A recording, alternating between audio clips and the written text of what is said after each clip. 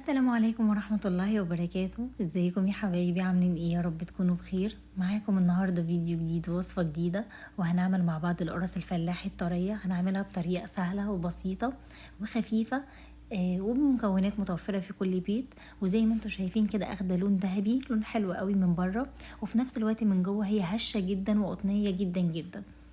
يلا بينا نشوف هنعملها ازاي مع بعض.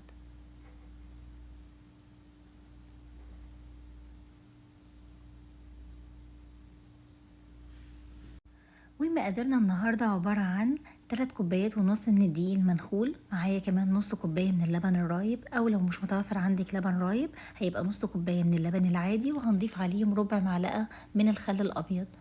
تمام كده.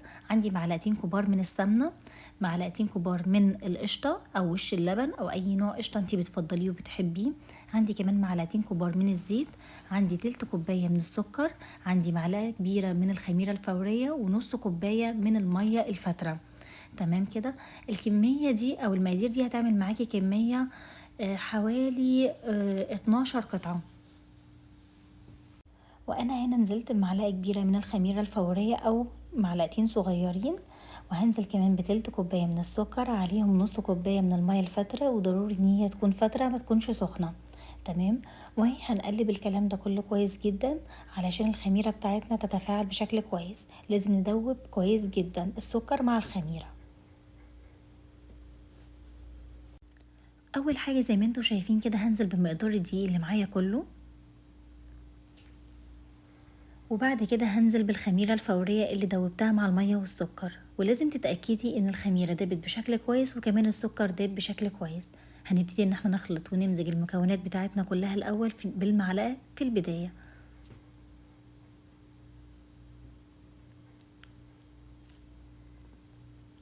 وهنا نزلت برشة بسيطة جدا من الملح. بعد كده هنزل بمعلقتين كبار من الزيت، وهخلط برضو المكونات كلها ببعض.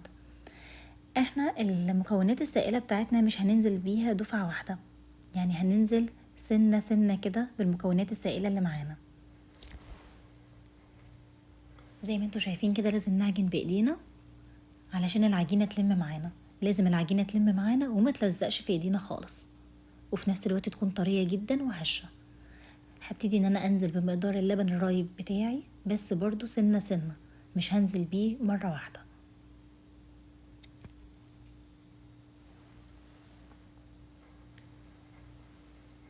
زي ما انتوا شايفين كده هفضل ان انا اعجن فيها. هي ما بتاخدش وقت خالص، يعني اقصى حاجة 5 دقايق عجن وبتكون خلصت معانا. هنزل كمان بمعلقتين كبار من السمنة، اي نوع سمنة انتي بتفضليه او بتحبيه. انا هنا نزلت بمعلقتين كبار من السمنة البلدي.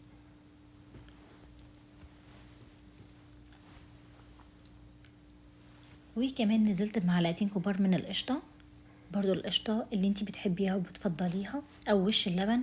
انا القشطة بتاعتي دي وش اللبن. تمام كده. بعجن كل المكونات دي كلها ببعض زي ما انتوا شايفين. بس العجينة بتاعتي احتاجت كمان رشة بسيطة جدا من الدقيق ولمت معايا على طول. اهم حاجة ان ايديكي تكون نظيفة والعجين ملزقش فيها خالص زي ما انتوا شايفين، وفي نفس الوقت القوام بتاعها وملمسها يكون طري جدا وناعم جدا، تكون هشة جدا، تحسي بيها كده في ايدك ان هي هشة وناعمة جدا. هنسيبها بقى في البولة بتاعتنا كده ونغطيها لمدة ساعة في مكان دافي لغاية لما العجينة بتاعتنا ترتاح شوية. وده شكل العجينة بتاعتنا بعد حوالي ساعة. انا سبتها ساعة بالظبط. خلاص غلفتها الاول بالاسترتش، وبعد كده كمان غطيتها بفوطة تقيلة وحطيتها في مكان دافي، فادتني نتيجة كويسة جدا في التخمير. زي ما انتوا شايفين كده هبتدي بقى ان انا افردها واشكلها كمان واقسمها. انتي تقدري تقسميها للقطع او للاجزاء اللي انتي عايزاها بالمقاسات اللي انتي عايزاها. انا هنا زي ما انتوا شايفين كده هقسمها ل 12 قطعة او 12 قرصة. تحاولي قدر الامكان ان المقاسات تكون متناسقة وتكون قد بعض.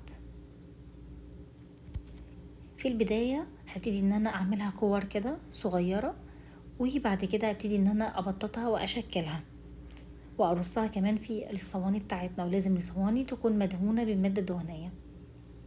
لو عايزة تسيبيها مدهونة مادة دهنية وتحطيها على طول مباشرة مفيش مشكلة، ولو عايزة ان انتي تحطيها على ورق زبدة برضو مفيش مشكلة.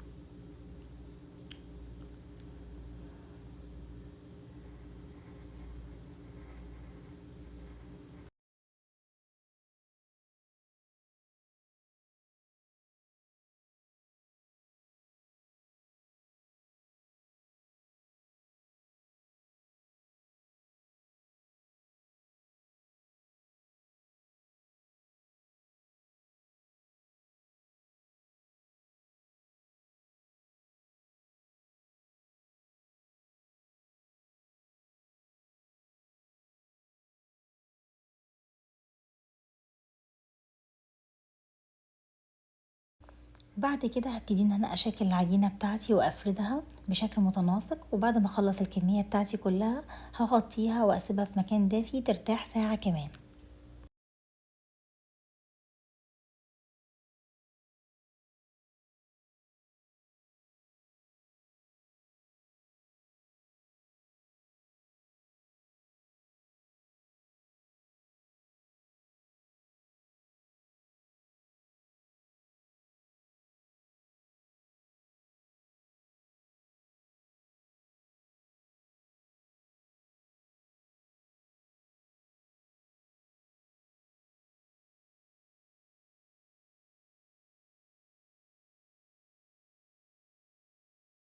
ورجعنا تاني للقرص بتاعتنا بعد حوالي ساعة.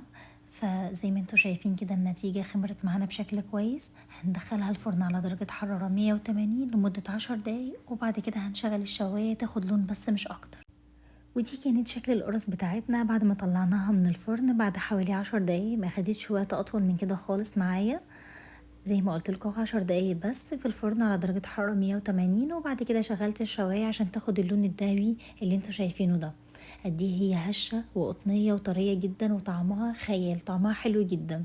يا رب الوصفة تكون عجبتكم، فيديو النهاردة يكون عجبكم، واشوفكم في فيديو جديد ووصفة جديدة. والسلام عليكم ورحمة الله وبركاته.